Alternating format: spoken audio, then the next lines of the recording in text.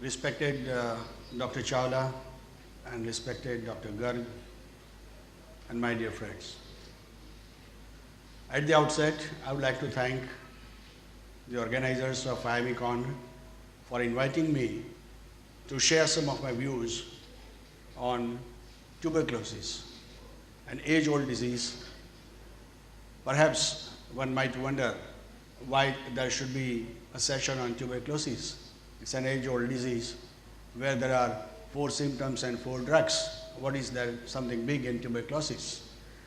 But when one comes into practice, he notices that there are a lot of issues in treating individual cases of tuberculosis as well as controlling tuberculosis in the community.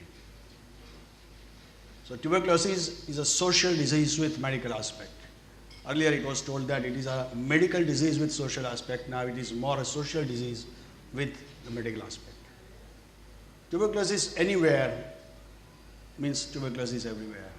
We know that. And this is the classical triad of environment, host and agent.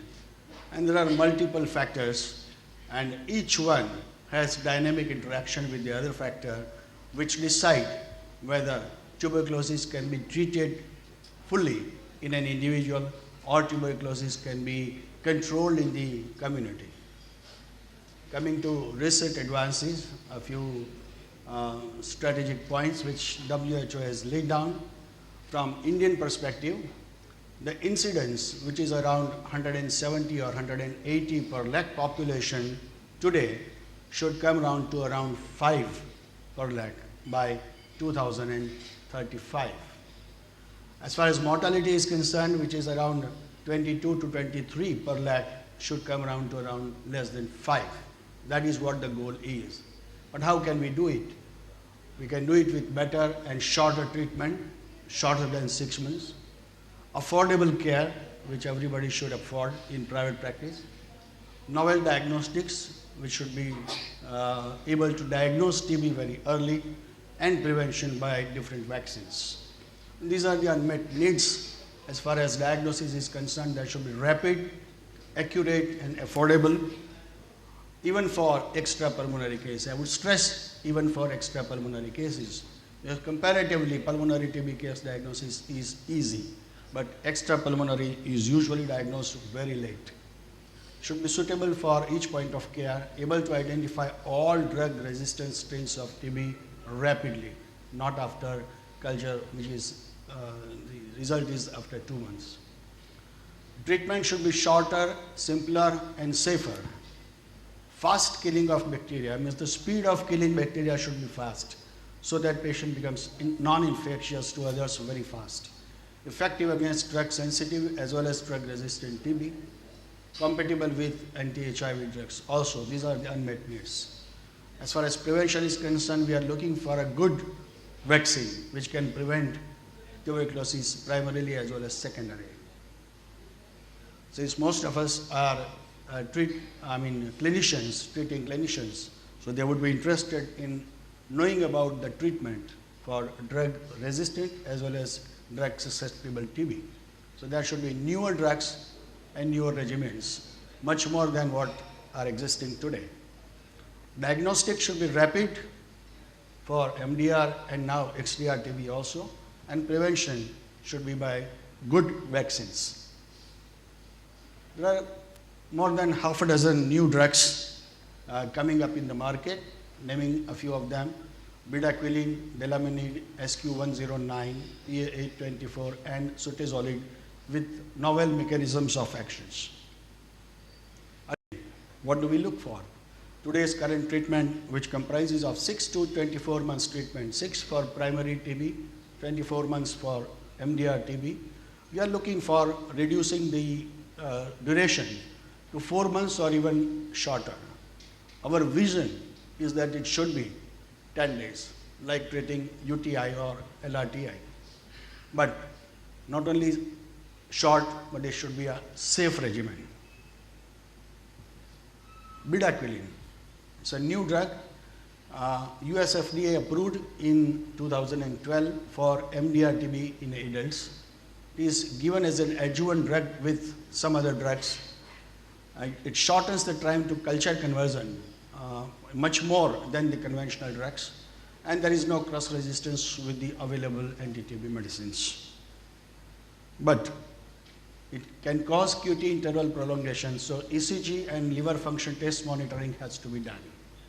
It should be used only when effective treatment regimen is not otherwise provided, as far as India is concerned, since it is not available in India.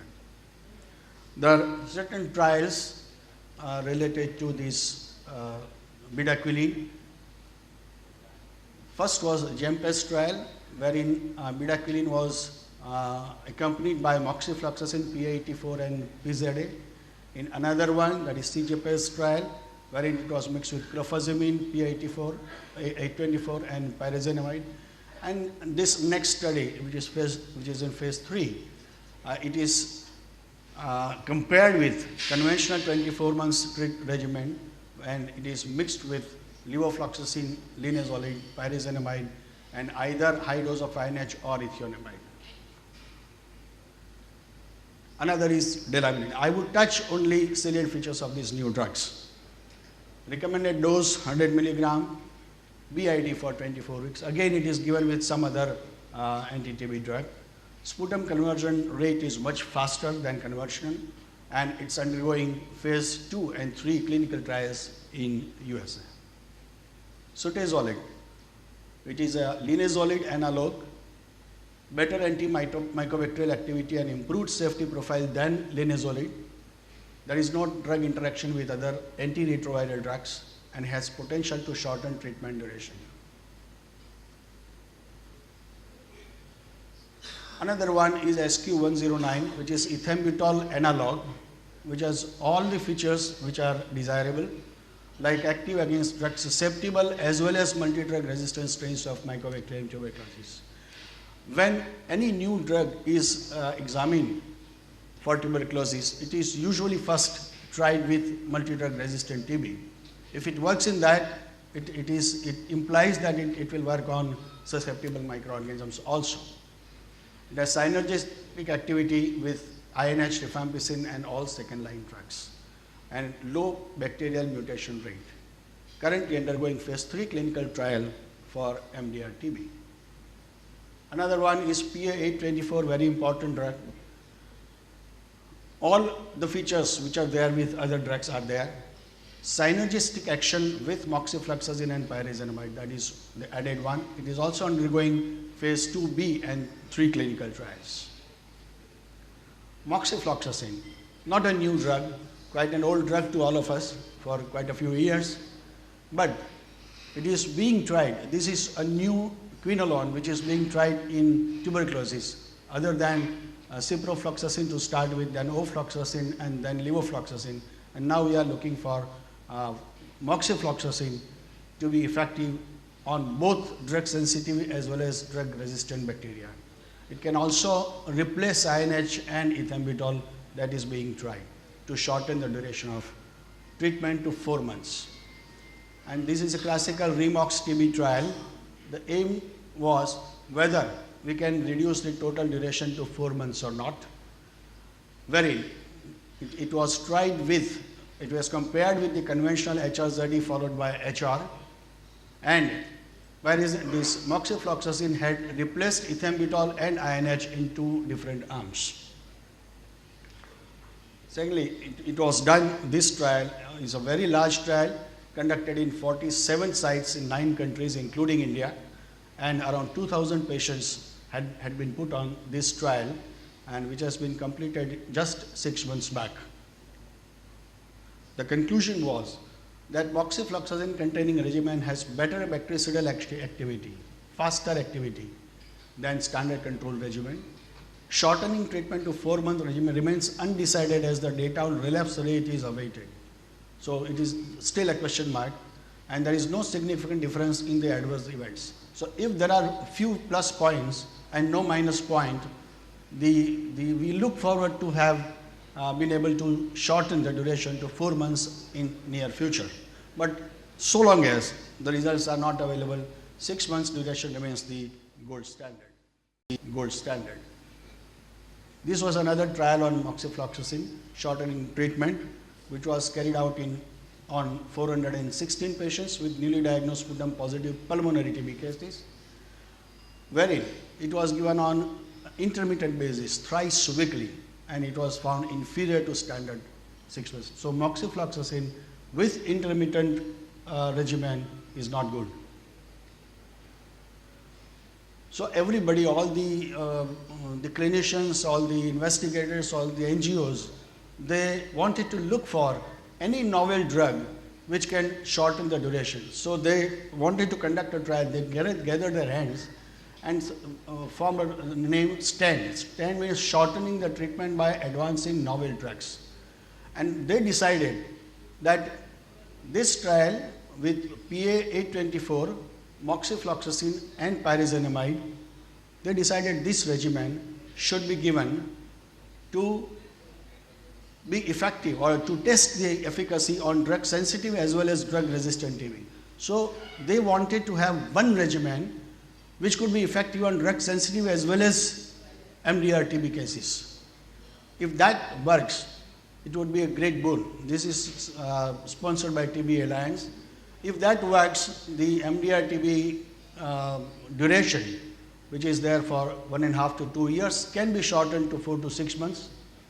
Number of pills are more than 14,000 in MDR TB, which can be reduced to few hundreds only, and there is a great slash in the price. Another new thing is regarding the shortcomings of rifampicin, which are known to us since long, since rifampicin came into market. There is auto-induction of rifampicin by itself. The major limitations of rifampicin are low and variable bioavailability in different patients, subtherapeutic serum rifampicin levels, poor GI and hepatic tolerance to many of the TB patients, and multiple adverse drug-drug reactions. Those who respond late in TB with conventional rifampicin, or those who do not respond at all, they are always the patients wherein CYP autoinduction is great to a great tune, and there is overexpression of PGP. To overcome these limitations, the boosted rifampicin has been there in the market. It is a true innovation by Cadila people. It is a PPP project, outcome of joint research by CSIR Jammu and Cadila Pharmaceuticals. The drug trial started way back in 1995-96, and I am proud to be the part of that trial initially in 95-96, and after many deliberations and many pharmacological investigations and research, the drug came into market only in 2009. So around 15 years of work has produced this pill. It helps in maintaining serum rifampicin levels as much as it is achieved with 450 milligram of rifampicin. Here the rifampicin is 200 milligram only. It improves the response and reduces the GI side effects because of low rifampicin level in GI tract, not in the serum. Because piperine works as the true bioenhancer. It boosts the level of rifampicin. It inhibits CYP450 enzyme and prevents the overexpression of PGP, ensures high and sustained serum rifampicin level in almost all the patients, improves sputum conversion rate as compared to conventional rifampicin, and reduces the side effects. Now what is this piperine? Piperine is a novel bioenhancer. It is highly purified and standardized extract obtained from Piper nigrum and Piper longum, enhances bioavailability of many drugs, not only rifampicin but many drugs. Also has not only bioenhancing activity but also anti-inflammatory, antioxidant and hepatoprotective actions also.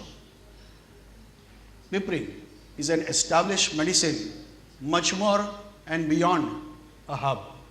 It is world's first scientifically validated bioenhancer. And there are a number of publications on piperine which establishes that it is a drug, it is a medicine, it is not a herb. And remember, in this boosted rifampicin, it is not the low dose of rifampicin which we are giving in the serum. In the serum, it is the same dose. It is low dose in GI tract.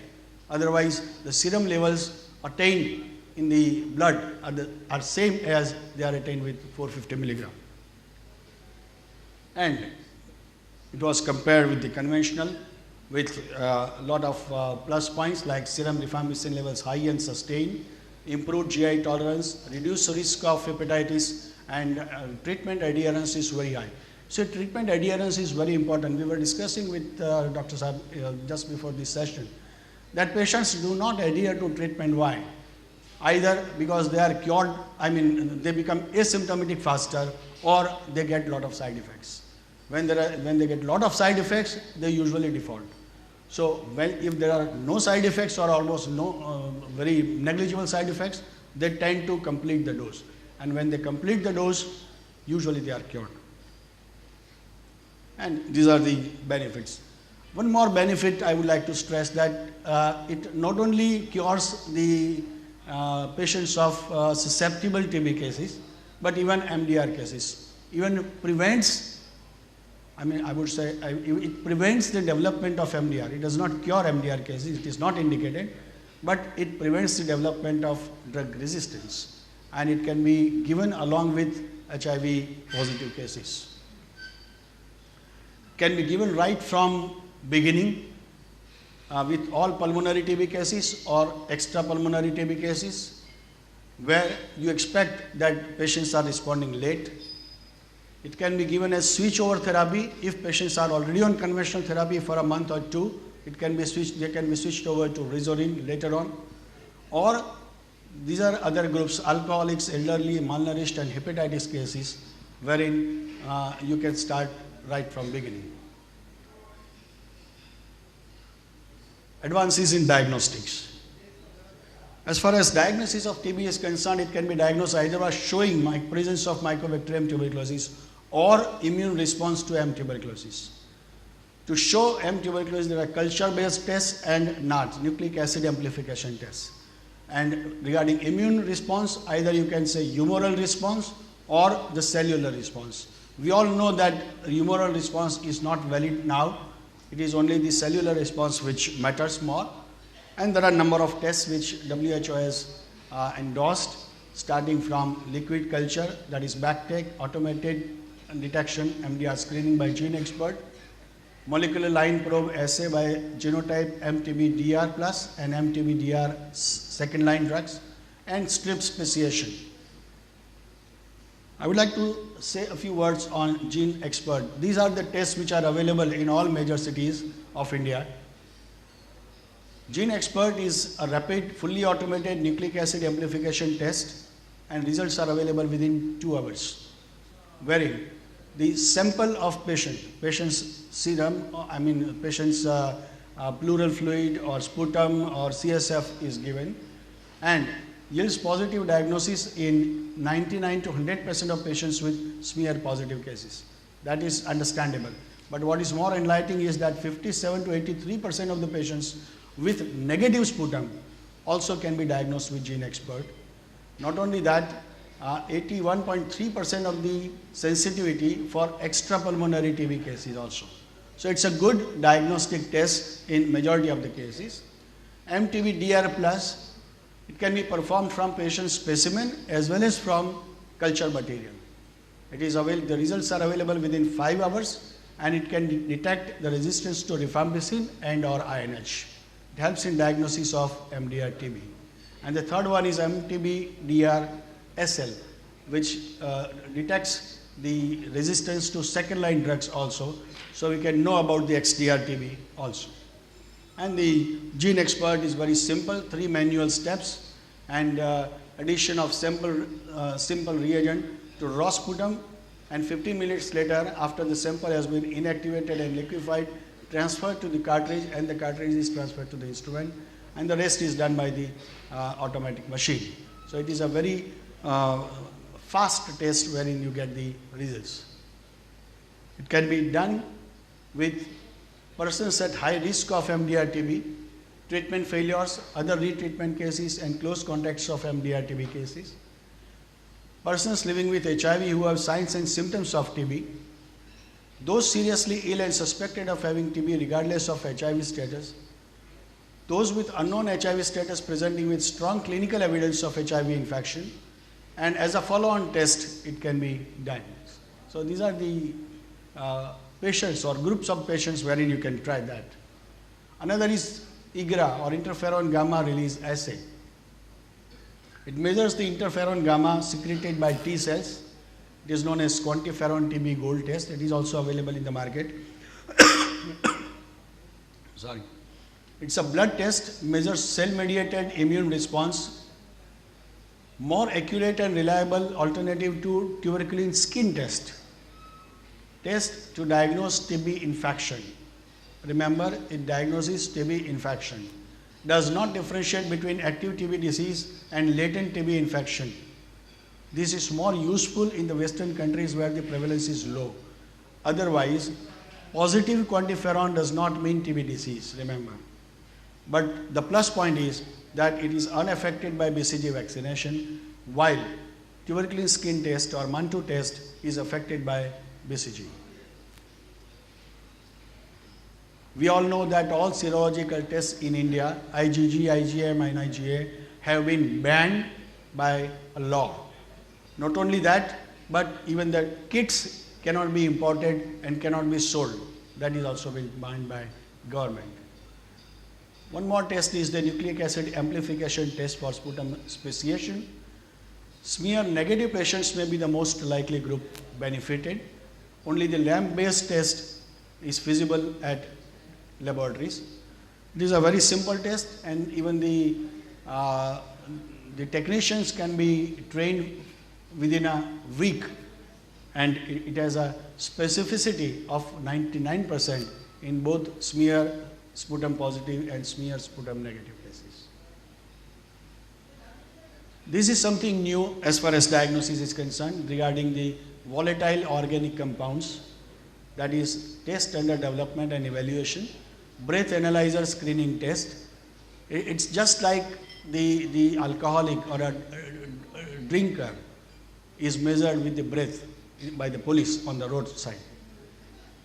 It measures the exhaled volatile organic compounds, and results are available within 10 minutes. It is useful screening for high risk groups. Another is LAM detection in urine, lipoarabinomannan, measures urinary levels of M tuberculosis. Rapid simple test, useful in diagnosis TB and HIV co-infected patients. Now this VOC is very much under investigation. It is, you can get a breath print, different VOCs are exhaled, and they are being studied not only for tuberculosis but also for cystic fibrosis of lung, asthma, COPD and lung cancer. Particularly useful for children, elderly and seriously ill patients wherein sputum examination may be difficult. Bronchoscopy would be difficult. In those cases, it is non-invasive and easy to perform. Amongst the whole spectrum of invasive and non-invasive tests, this is the most non-invasive test as far as lung diseases are concerned. You can get a breathogram after this, and after data processing and pattern recognition, unique disease-specific air fingerprints can be taken. So fingerprinting of mycobacteria also can be taken. The multiple techniques can be used to collect, detect and analyze VOCs, and the most standard one, gold standard, is gas chromatography. And now different agencies, different NGOs at international level are working for the aim to treat individual cases of tuberculosis, to treat MDR cases, to treat MDR plus HIV cases, and to control TB in the whole community. After a lot of research, it depends on us, all private practitioners and government hospitals, to implement all these things. But certain new things are coming up which need the address regarding control. Emerging successful strains or ESS, particularly Beijing lineage, is coming up. Second issue is increasing resistance to primary drugs and lack of drug susceptibility testing facilities, especially in the developing countries like ours. Diagnostic delay and lack of feasible screening tests at primary level. and doubts about the direct observed treatment strategy. These are the issues that we need to address. Emerging successful strains. The lessons are that now we can know about the DNA fingerprinting of Mycobacteria. There are different types of Mycobacterium tuberculosis. So unless we know the fingerprinting, the new infection cannot be recognized. New understanding of emerging successful strains. High reinfection rates have come up in the knowledge. Multiple strains in each patient also are there. How could we know about it? That after the resurgence of TB, after 1980, it was mainly fueled by the emerging successful strains. More successful strains were emerging, which were not responding to conventional anti-TB drugs. The first of them was LAM, Latin American Mediterranean family. Second was Central Asian family in East Africa. And third was Beijing lineage family in China. And that is coming up very fast in the neighboring countries. In China, a survey revealed that amongst all cases, 73 to 93% were Beijing lineage Mycobacterium tuberculosis, different than the conventional Mycobacteria. And this strain was not, this strain did not respond to protective immunity by BCG. A majority of BL have increased virulence and patient can get the fulminant TB and can die within weeks. Another fact that we could know is the reinfection rate. If there is 100 incidents per lakh in the community, it leads to 45% reinfection rate. If it is 300 per lakh, it will lead to 65% reinfection rate. Earlier, we used to believe that if patient of TB is cured once and gets active tuberculosis again, it was usually because of the reactivation of the old disease. But now this fingerprinting has shown that it is not the reactivation of the old disease, but in majority of the cases, it is the reinfection. There are mixed infections with multiple strains in the same patient, multiple infections with sensitive and resistant strains throughout the same treatment course. So we are also fumbled, and often changing from sensitive to resistant. The strain which is sensitive to some drug, they become resistant to the same drug after indiscriminate use of the same drug. Sometimes the resistant strains become sensitive by addition of the right drug if they are sensitive to that drug. So this changing pattern fumbles us more and more. There are hotspots, highly virulent emerging strains. These hotspots where current tuberculosis are not effective to prevent the spread of emerging successful strains.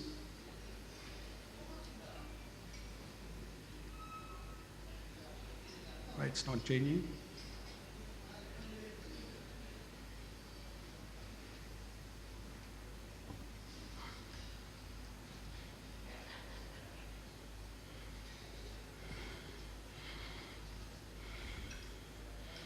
Necessarily and disrespectful to the patients. But in 2008, there was something in defense of DOT by Cox that it has undoubtedly improved the outcome of millions of patients because of free diagnosis and free treatment. Observer told that complete DOTS coverage, at least 18% increase in the treatment success can be found. So that has changed the whole concept of DOTS, that it is not the swallowing of the medicine in front of somebody, it is the systemic commitment of government to take care of it. So some elements are available today, some elements are within reach, and some elements are out in the pipeline. A word about vaccine. A lot of vaccines are being tested. There are two sets of vaccines, BCG replacement vaccines and boosters to BCG vaccine. And the most promising ones are ARES 402 and MVA 85A, which are in the pipeline and ready to be available by 2019. Chinese people or researchers have developed a vaccine that acts simultaneously against tuberculosis and HIV. So probably if that works, this is in a preclinical study stage. If that works, we can prevent tuberculosis as well as HIV later on. So, to road to elimination is to stop transmission of TB patients, neutralize latent infection by vaccine or chemotherapy, prophylaxis, and treatment of the active TB patient. Thank you.